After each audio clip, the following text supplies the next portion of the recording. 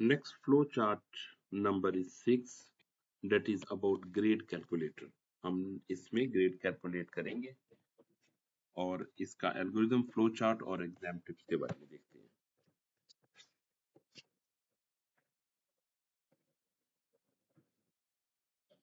Algorithm लिखना हमने start किया। First step is start. Second step में हमने इनपुट मार्क्स किए और इसमें हमने ये कंडीशन दी, if marks greater than equal to 90 then display grade A, if marks otherwise if marks greater than equal to 70 then display grade B, otherwise if mark greater than equal to 50 then display grade C, otherwise display grade F और इसके बाद and कर दे। ये जो condition दी गई ना, ये मैंने खुद से लिखी हुई है, ठीक है। आपको एग्जाम में भी दी जा सकती है कि अगर ये एवरेज हो या मार्क्स हो तो आपने ऐसे करना। ये तो मैंने मार्क्स डायरेक्ट कैलकुलेट कर लिए ना, तो आपको ये भी प्रोग्राम दिया जा सकता है कि आप ऐसा करें, 3 सब्जेक्ट के मार्क्स लें, ठीक है, सब्जेक्ट 1, सब्जेक्ट 2 के और सब्जेक्ट 3 के मार्क्स लें, इनका टोटल करें। टोटल करने के बाद mean first subject plus second subject plus third subject, फिर इसकी एवरेज निकालें। जब एवरेज निकालेंगे यानी टोटल डिवाइडेड बाय 3 होगा, तो एवरेज की बेस पे आपने ग्रेड निकालना है। ये क्वेश्चन भी दिया जा सकता है आपको, ठीक है। तो उस एवरेज की बेस पे आपको दिए जाएंगे कि इतनी एवरेज हो तो ग्रेड इसका ये डिस्प्ले करे, अगर इतनी एवरेज हो तो ग्रेड इसका ये डिस्प्ले करे। इस लिहाज से भी ऐसे भी आपको प्रोग्राम दिया जा सकता है, आप बना सकते हैं इसको। Check grades from highest range to lowest range to avoid logical error. हमने इसका फ्लो चार्ट लिखा, हमने स्टार्ट किया और इनपुट मार्क्स एंटर किए। एक इनपुट थी हमारे पास। इसके बाद चेक किया कि marks greater than equal to 90 है, अगर है तो डिस्प्ले करे ग्रेड ए को, अगर नहीं है तो अगली कंडीशन चेक करे जो कि marks greater than equal to 70 की है, अगर है तो ग्रेड डिस्प्ले करे ग्रेड बी, अगर नहीं है तो चेक करे in other condition marks greater than equal to 50, अगर ये ट्रू है तो डिस्प्ले करे ग्रेड सी, एल्स क्या करे, अगर कोई भी कंडीशन नहीं ट्रू होती तो क्वेश्चन के मुताबिक हम क्या करेंगे, फिर डिस्प्ले ग्रेड एफ कर देंगे और इसके बाद यहाँ पे हम एंड कर देंगे।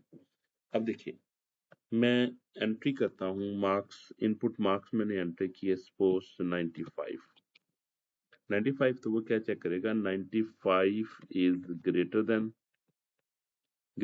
और इक्वल टू 90, ये ग्रेटर है, ये कंडीशन ट्रू होगी, तो वो क्या करेगा, डिस्प्ले ग्रेड ए और यहाँ से इसको एंड कर देगा, ठीक है।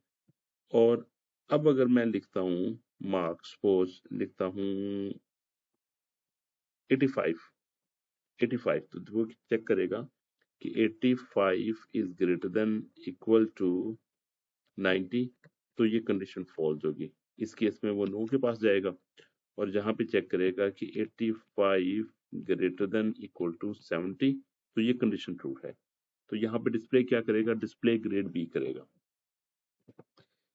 क्लियर। और अगली अगर कंडीशन मैं इसमें एंटर करता हूँ सपोज 65, तो पहली कंडीशन को वो चेक करेगा 65 is greater than equal to 90, ये कंडीशन फॉल्स होगी।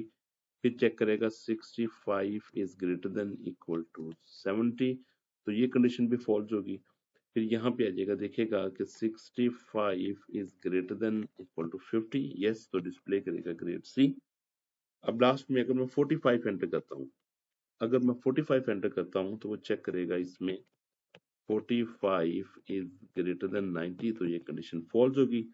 फिर चेक करेगा 45 is greater than equal to 70, ये भी कंडीशन फॉल्स होगी। फिर चेक करेगा 45 is greater than equal to 50, तो ये कंडीशन भी फॉल्स होगी। तो वो क्या करेगा, डिस्प्ले ग्रेड एफ करेगा और उसके बाद एंड की तरफ मूव कर जाएगा, ठीक है। तो ये मैंने सबके सारे के सारे केस आपको डिस्कस करके बता दिए इधर। Full marks tip: use multiple decision boxes and label every branch as yes or no, क्योंकि इससे पता चलेगा कि अगर कंडीशन ट्रू होगी तो यस की तरफ मूव करेगा, अगर कंडीशन फॉल्स होगी तो नो की तरफ मूव करेगा। Next flow chart number 7 about print first 10 even numbers, and this type is repetition or loop.